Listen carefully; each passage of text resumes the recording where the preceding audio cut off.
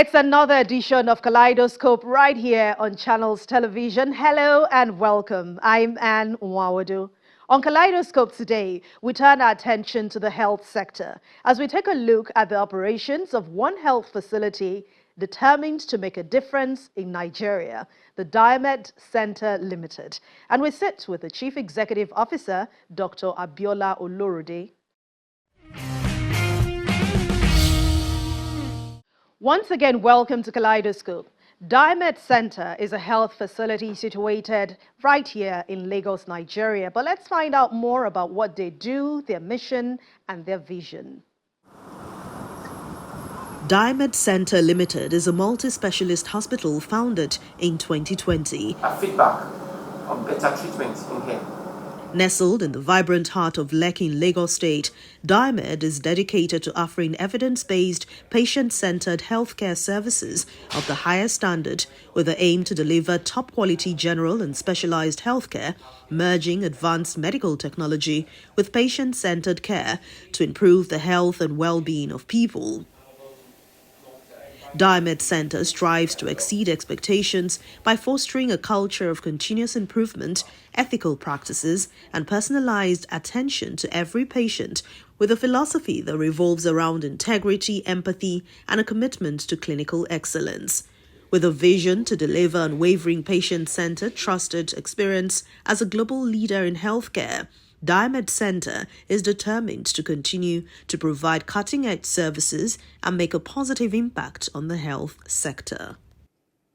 Let's now hear from the CEO of Diamed Center, Dr. Abiola Olorode. Let's begin with what inspired the creation of Diamed Center and what has the experience been like for the organization since it started? Thank you very much. I finished medicine in 1989 in Dublin. I did some of my postgraduate, and I came back to the country in the 90s. And when I came back, one thing that struck me was that we didn't have a lot of diagnostic facilities in Nigeria. Even to get an X-ray then was a challenge. And one of the few X-ray machines we have, the one in Luther, was always broken down, all that. So it was when I came, I said, I trained outside the country. You just press the button, a range of tests, and you're able to do definitive management and diagnosis of your patient. And I felt that in Nigeria, that Nigerian people deserve the same type of quality care as anywhere in the world. So all over my career, different stages I went through when I was in the pharmaceutical industry and when I was in the UN, I was always telling I would have a diagnostic center. So that was a pull that. When I came back, I didn't know there was a debt it wasn't there. And I didn't think it was right. And I felt that Nigerians deserve better. And we didn't have to go outside the shores of the country. So that's one of the biggest things. So all throughout my career, I kept on thinking about it. And it took a while to get into fruition, all the studies and planning and all that. But that was the main genesis that I came back home, it wasn't there. I felt that it wasn't right. For such a large population, we needed something, and we didn't have to go outside the country to get it. That was my major push to setting up the center. My experience, it's been mixed experience. First of all, trying to get all the approvals. Then first of all, you know that in Nigeria, let's talk about funding. We know the cost of funds in Nigeria is very high. I know things like in the health sector, you don't get immediate returns, and it's not as quick as other sectors. So getting the funding for it was a challenge. Those are one of my experiences. But I was able to generate some also private funding, which helped, but source of funding is a major challenge in healthcare. And the cost of funds, 30%, I mean, you don't get that type of return. So it's cost of funding, trying to get the appropriate land. Because I wanted somewhere that was central, that had enough space. A lot of facilities have the facility, you don't have parking, there's a lot of struggle. So to get the appropriate size of land took also a while to get that. And then all the, we have to get the equipment. Then it's all dollar-based. So those are the major challenges. They're now trying to get the human resource We know that Nigeria has had challenges with a lot of getting the quality human resources, trying to identify. So we try to handpick and also, excuse me, and also poach when we have to poach, because one of the best hands. So those are some of the different challenges we made along the way. And then, obviously, the almighty power. With MRI, you need power 24/7. Then the band A, the band B, also those are the major things. So those are the challenges we had, and I mean, power is still a major challenge. It's a major cost input into running a facility, and that makes it more expensive. So those are the major challenges we found along the way. So for me, I've enjoyed it immensely. Um, I got to a stage in my career that I wanted something that would stimulate me, would challenge me. And it's been nice to, the very first thing that has been very enriching for me is that I have a lot of friends that come from outside the country and they enter the place and say, wow, it's just like anywhere in the world. And that's because what I wanted to replicate something that it's equivalent to what you can get outside the country. So I've had people come in and said, they don't believe this exists in Nigeria. That's number one. Number two, one of the things that really pushed me as a doctor is to get patients that come in. They come in, like I had a son that came with a broken femur over the weekend. It's fixed, and they went home. And you see the joy and the happiness. So when you see improvement in people's health, and I'm appreciative. Those are some of the things that have gladdened me. And also, it's also nice to see when you have a project and you see it developing according to what you wanted to do. You've put in all your inputs, your energy, and you start seeing it shaping up. Also, that also encourages you, and you feel excited at the end of the day. Yes, you did it. So those are some of the things that have been, I found interesting. I've been a technocrat most of my life. As a medical doctor, I finished in 1989. But this was another, being an administrator is another. So I felt it would put me on my toes and all that, and I've learned a lot. So for me, as a personally and professionally, it has enriched me. So that's some of the major gains I've got in the last 1 year. For over 1 year now, as you said, you've been delivering diagnostic services, but anyone will want to ask, how have you been able to stay afloat, to remain in business, despite all these challenges we've talked about? First of all, the first year of any business is challenging.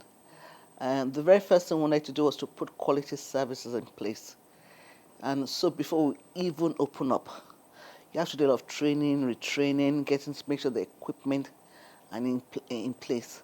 And I tell people that unfortunately for the health sector compared to other sectors, like if you have a builder, they pay you upfront, or they pay a percentage before you actually start construction.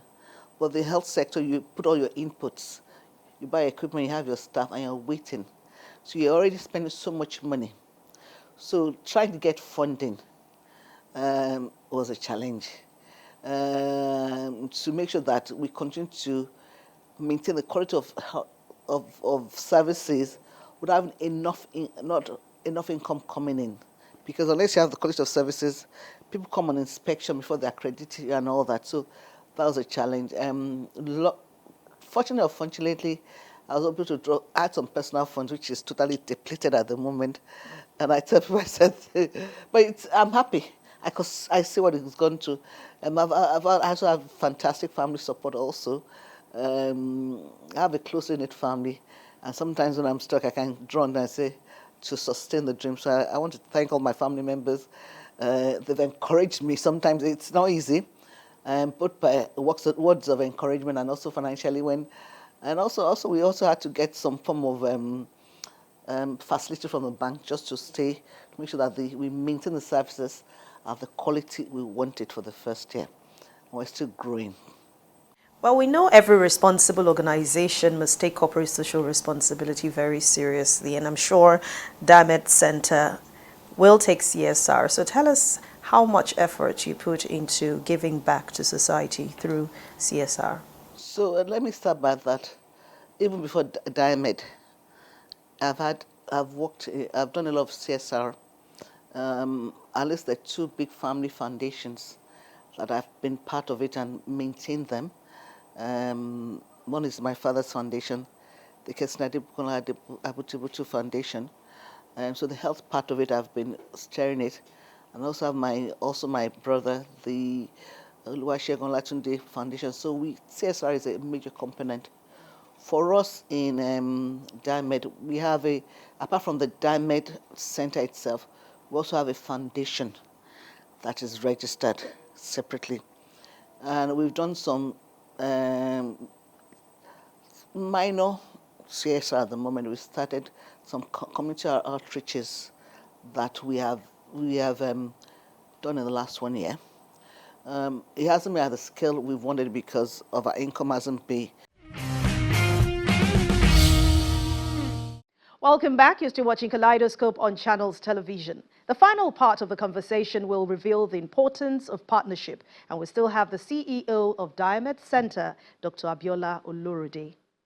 How would you describe the health sector in Nigeria? I know from budgetary allocations to all the gaps, what are the challenges that you have seen, and what are the proposed solutions, if you think there are, to improve the health sector in the country? We still have quite a lot to do. But compared to when I came back in the 90s, we've also come a long way. We're not quite there yet. And that's number one.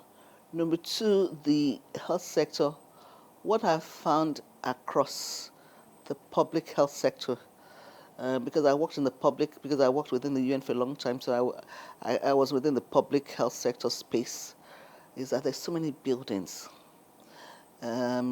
dilapidated building, no equipment, and because the dilapidated, no equipment, even the number of healthcare workers that post there, they're not available. You go into a building. So one of the areas is that we need to look at the infrastructure. The infrastructure isn't quite where it should be. There's so many health facilities. You have somebody, because we have changing governance. Someone puts a health facility somewhere, and then after they've gone, there's no follow-up and upgrading it. So we need to really look at the infrastructure. We need to look at issues about equipment. We also need to look at reimbursement of salaries for health sector workers.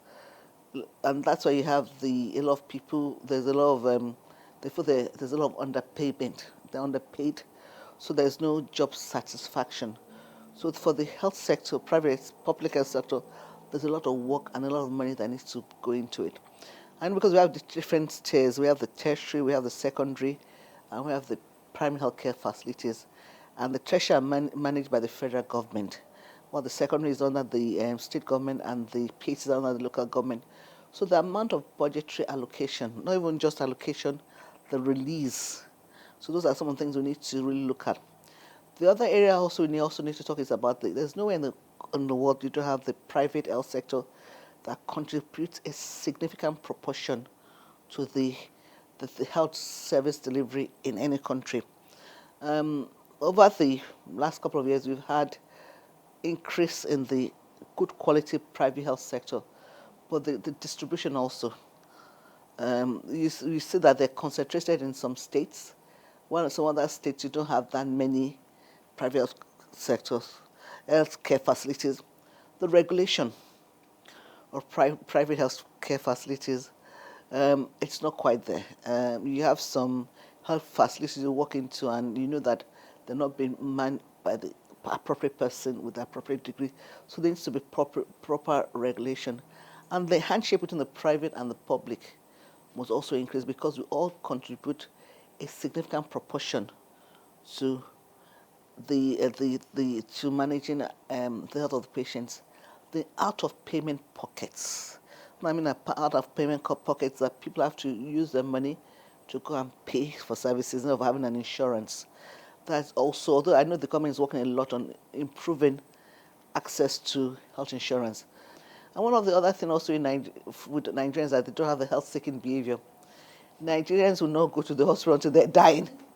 They will first of all do home prescription. if you go to the average Nigerian, their house is a mini chemist. They have a long list of drugs. So they start self-medication, self-medication. Then when that fails, they now go to the chemist. Then it is when they feel they're nearly, and that also impacts on the morbidity and mortality because they don't come when it's easier to intervene. So those are some of the things, and therefore a lot of education of Nigerians is very important. So those are some of the major things that really impact our healthcare delivery at the moment.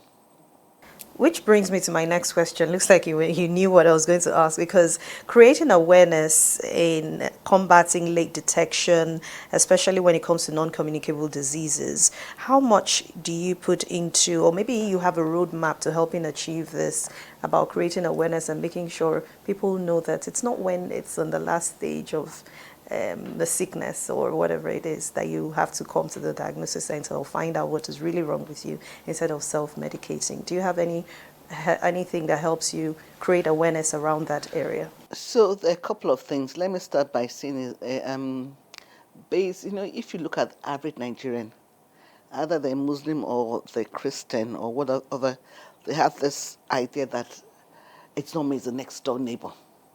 So it's like if you say you might have a high blood pressure, I reject it. That's not my portion. But unfortunately, they're what we call silent killers. What I mean by silent killers is that they don't show up until late stage.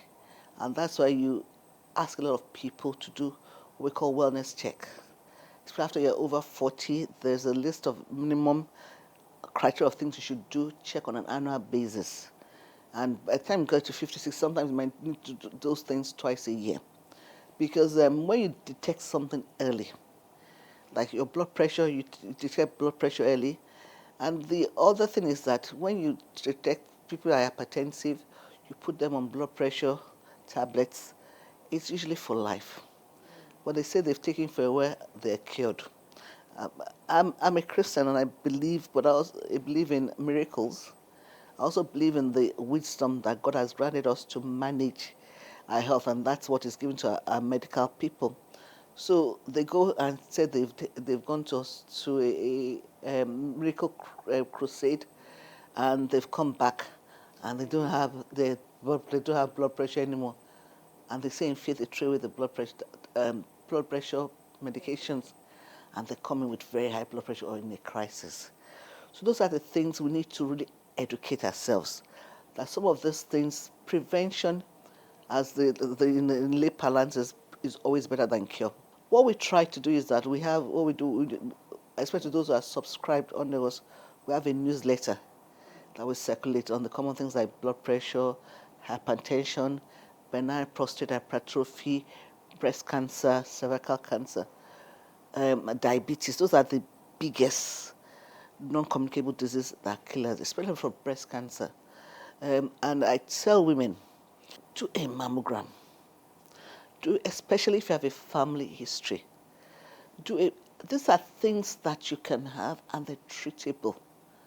Don't come when you now have a big lump or there's what do you call it? There's the skin has ulcerated and you can see pus coming out. You come to hospital at that stage. I just lost one of my father's relative recently. You come at end stage. There's very little you can do. We just manage you. But when you examine or you do a mammogram, there's a small lump. You can still do it. People live many years afterwards. So please, what I beg everybody, do a lot of wellness. I have my husband who will tell me, oh, I don't need wellness. I'm up and kicking. But it doesn't show. Save yourself, save your family the heartache. How well do you work with partnerships in making sure you carry out your daily activities well and, of course, operations run smoothly? So there are a couple of partnerships we have. We have partnerships with a lot of specialists. So they can consult here or they can use some of our facilities. So we do enter part with our colleagues. We also enter partnerships with some health facilities, some smaller health facilities, because one of the major things that I try to do, one of such a Diamed center, is to make sure that it's comprehensive. So we have the radio imaging As what I mean is that you can, from MRI to CT scan to X-ray, mammogram, we have comprehensive. We have a lab, we have dental, we have optometry, we have dialysis. It's to sort of have a one-stop center. So some of the other smaller facilities that are not as comprehensive as we have, we sort of have an agreement that we manage some of the patients for them. What we're hoping to in the next couple of years also to enter partnership, and we started discussion with the University of Lagos to see as a training partnership, so they can at least we can move patients, we can move students that can use this as an area that they can come to learn. So those are some of the things we've formed. So we start with our fellow colleagues, we enter partnership with them, we co-manage patients as needed, because I believe in the best medical care for any patient. And if you know medicine, there's so many subspecialties, and you cannot be a master of all. So you should, and that's one thing a lot of Nigerians should know. And I tell my colleagues, you should know your limitations, you should know when you need collaboratory care, partnership to improve the care of a patient. We partner with also smaller hospitals that want to use some of our facilities that's not available to them, and we're looking also partnership with also training institutions. Those are the areas of partnerships we're looking into. We've seen a lot of cases of misdiagnosis, even in some of the biggest diagnostic centers, not only in Nigeria. So the question will now be, how well do you make sure that you limit this, maybe in the use of technology or updating your equipment and making sure that this is curbed as much as possible? So the very first thing is that you have to have a series of things. One of these is to have the right equipment. And I tell people science keeps on advancing, and equipments are always updated to improve the quality of what you can get, either images or when you run the test. So it's always nice to make sure that you update your equipment to have the latest equipment, so that you have quality, like for the MRI now. So that you have the quality images. That's number one.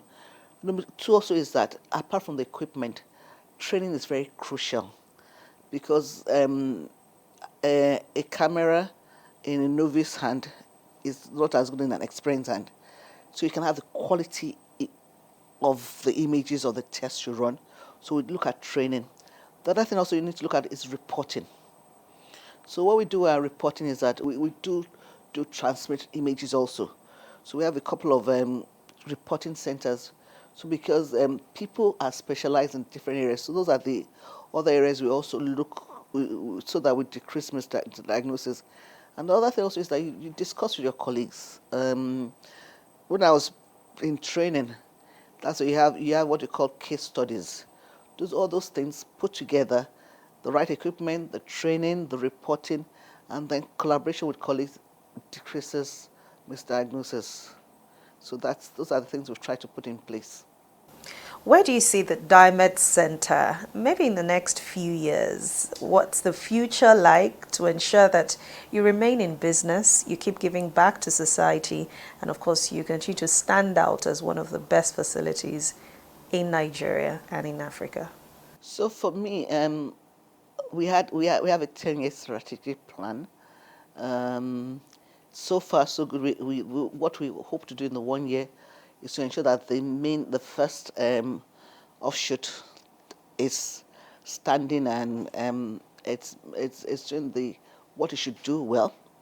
We're hoping the next couple of years we can have other branches within Nigeria, and by the time we're year 10, we hope that we have 1 or 2 branches outside the country.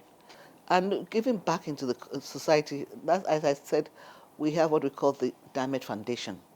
What I'm hoping is that in the next 1 or 2 years to have a mobile clinic that we can move from community to community and have some outreaches. And the other thing which I want to do is, as we go on the outreaches, a lot of health promotion. There's so much misinformation. There's so many myths. And even among your colleagues, you'll be some of the myths that surround misinformation. And that's where we're trying to build up a health information aspect, also health promotion. Those are the areas I really want to look as we grow as Diamed. And that's Kaleidoscope for today. Thank you so much for watching. Always remember, you can watch past editions of the program on YouTube. Just go to youtube.com/channels web, click on playlist, or just type Kaleidoscope in that search engine and enjoy your time with it. Rest assured, I'll see you again with a brand new edition of Kaleidoscope next time. My name is Anne Mwawadu. Thanks for watching.